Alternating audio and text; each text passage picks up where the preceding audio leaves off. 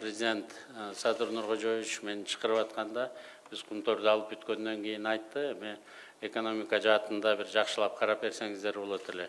Эң биринчиси ушу кыргыз жарандарын кыргыз жеринде коргулбаса. Анан ошондо эң астыга ушу социалдык абалдары начар. Өкмөттөн жардам күткөн, Кудайдан жардам күткөн, элден жардам күткөн катмарды көбүрөөк карасак. Ушул мүмкүнчүлүктөрдү бир кеңейтип берсеңиздер, ушуларга жаңы ыкмаларды пособиялар бербесен, жаңы механизмдерди берсеңиздер жакшы болот эле деп, анан эми ушу 2 жылдан бери мамлекеттик саясатты биз жаңы нукка бурууга аракет кылып атабыз.